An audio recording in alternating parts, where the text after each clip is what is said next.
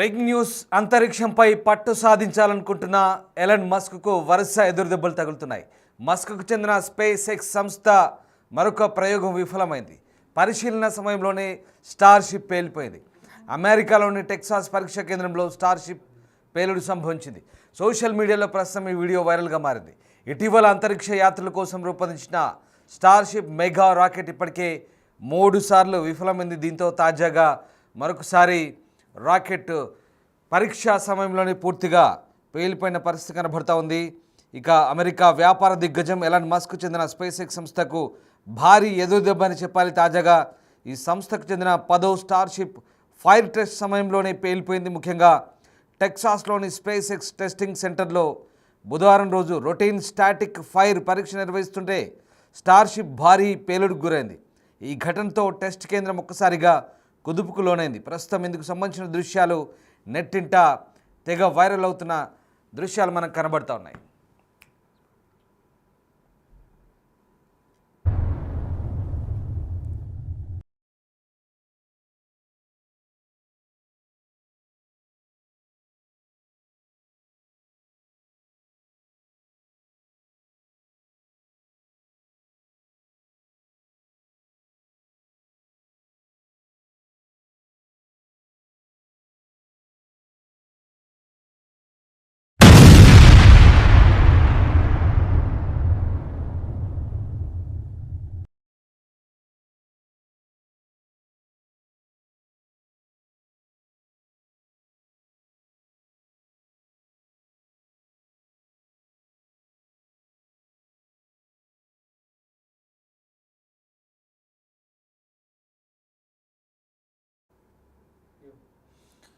Disturbing content చూస్తున్నారు big TV స్క్రీన్పై.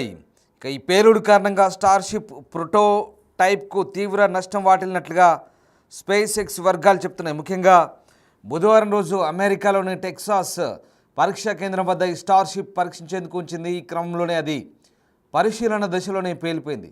Space ఎక్స్తో సహా స్థానిక అధికారులు కూడా ఈ విషయాన్ని ధృవీకరించారు. ఈ ఘటనలో ఎవరికీ ఎలాంటి గాయాలు కాలేదని టెక్సాస్ అధికారులు అంటున్నారు. ముఖ్యంగా స్థానిక అధికారులతో కలిసి ప్రాంతాన్ని సురక్షితంగా ఉంచేందుకు ప్రయత్నిస్తున్నామన్నారు. మరోవైపు పేలుడుకు గల కారణాలపై స్పేస్ ఎక్స్ అధికారులు లోతైన దర్యాప్తు ప్రారంభించారు. సాధారణంగా స్టాటిక్ ఫైర్ పరీక్షలు రాకెట్ ఇంజన్ల పనితీరును, వాటిలోని ఇంధన వ్యవస్థలను, ఒత్తిడిని తట్టుకునేందుకు సామర్థ్యాన్ని పరీక్షించడానికి నిర్వహిస్తారు. ఈ పరీక్షల సమయంలో ఇంజన్లను మండించి రాకెట్ను గ్రౌండ్కు భద్రంగా బంధించి ఉంచుతారు. అయితే ఈసారి పరీక్షా సమయంలో ఊహించని విధంగా పేలుడు సంభవించింది. ఈ ఘటనతో స్పేస్ ఎక్స్ ఇంజనీర్లు, సైంటిస్టులు, ఇతర సిబ్బంది తీవ్ర నిరాశ చెందారు. ముఖ్యంగా ఇందుకు సంబంధించిన వీడియోలు ప్రస్తుతం నెట్టింట తెగ వైరల్ అవుతుండగా అంతా షాక్ అవుతున్నారు. భారీ శబ్దాలతో పెద్ద ఎత్తున మంటలు, పొగ వెలువడ్డాయి. ఈ వీడియోలు చూస్తుంటేనే ఏ స్థాయిలో పేలిందో అది అర్థమవుతుంది. ఒకసారి ఆ దృశ్యాలు చూడండి. భారీగా ఆ పేలుడు సంభవించింది. ఈ పేలుడు ధాటికి ఒక్కసారిగా ఆ SpaceX rocket just fire టెస్టింగ్లో అంతటి భారీ పేలుడు చూడండి, ఎంత పెద్ద విస్ఫోటనమో. సరిగ్గా కొన్ని మీటర్ల దూరం వరకు అదంతా కూడా విస్తరించిన పరిస్థితి. దాదాపు ఆ ప్రాంతం అంతా కూడా రాకెట్ ప్రయోగం జరిపినప్పుడు ఆ ప్రాంతంలో ఎవరొక్క మనిషి కూడా ఆ ప్రాంతంలో ఉండరు. కేవలం అదంతా కూడా టెక్నాలజీ ఆధారంగా దాన్ని ఫైర్ చేసి మండించి రాకెట్ కూడా పంపిస్తారు. ఒకసారి చూడండి ఎంత భారీ విధ్వంసం అది. ఎస్, ఆ పేలుడు సంభవించిన తర్వాత చూడండి కొన్ని మీటర్లు కాదు కదా, దాదాపు ఇటు అటు దాదాపు 1 కిలోమీటర్ దూరం కూడా వ్యాపించినట్టుగానే మనకు అర్థమవుతుంది. ఆ బ్లాస్ట్ చూస్తుంటే కనుక అంతటి భారీ బ్లాస్ట్ అది ఆ సమయంలో అక్కడ ఎవరికి ఏం కారణట్టుగా తెలుస్తోంది. ఎందుకంటే ఆ ప్రాంతం అంతా కూడా మనుషులు ఉండరు, మానవరహితంగా ఆ ప్రయోగాన్ని జరిపినప్పుడు ఆ ప్రాంతం అంతా కూడా ఏ ఒక్క మనిషి లేకుండా కూడా జాగ్రత్తలు తీసుకుంటారు. దీంతో ఒక్కసారిగా ఇంజన్ను మండించినప్పుడు రాకెట్ను గట్టిగా బంధించి ఇంజన్ను మండించడం ద్వారా ఒక్కసారిగా ఆ ఫైర్ క్రియేట్ చేసే పని చేశారు. దాంతో భారీ పేలుడైతే సంభవించింది. భారీ పేలుడు దాటికి ఒక్కసారిగా మళ్ళీ స్పేస్ ఎక్స్ రాకెట్ ఇది 10వ ప్రయోగం చెప్తున్నారు. ఇది విఫలం కావడంతో దాదాపు కొన్ని $1 మిలియన్ నష్టం వాటిల్లినట్టుగా తెలుస్తోంది. దీంతో వరుస షాకులు అయితే తగులుతున్నాయి ఎలన్ మస్క్కు. అంతర్జాతీయంగా ఆయన అంతరిక్ష పరిశోధన రంగంలో పైచేయి సాధించుకోవాలనుకుంటున్న అతనికి ఈ వరుస షాకులు తగులుతున్నాయి. ఈ భారీ పేలుడుతో ఒక్కసారిగా స్పేస్ ఎక్స్ ఇంజనీర్లు, శాస్త్రవేత్తలు అలాగే సిబ్బంది అంతా కూడా నిరాశ చెందారు. సాధారణంగా ఈ స్టాటిక్ ఫైర్ పరీక్షలు రాకెట్ ఇంజన్ల పనితీరును, వాటిలోని ఇంధన వ్యవస్థలను, ఒత్తిడి తట్టుకునే సామర్థ్యాన్ని పరీక్షించడానికి నిర్వహిస్తున్నట్టుగా చెప్తున్నారు.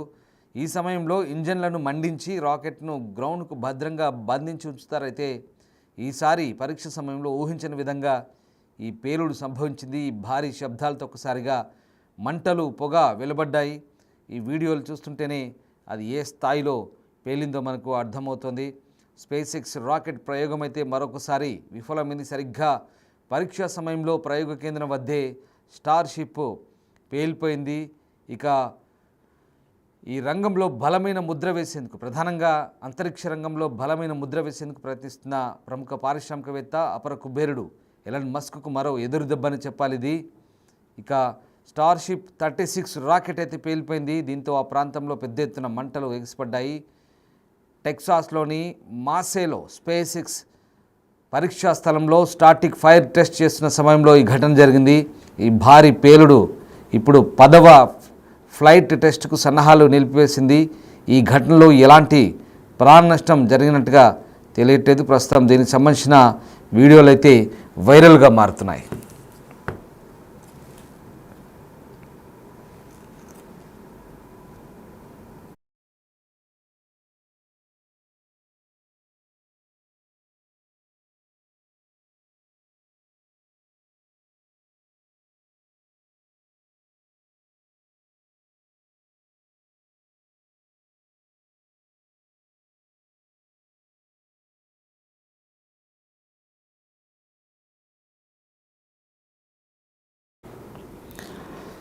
స్పేస్ ఎక్స్ స్టార్షిప్ 36 రాకెట్ ప్రయోగం విఫలమైంది.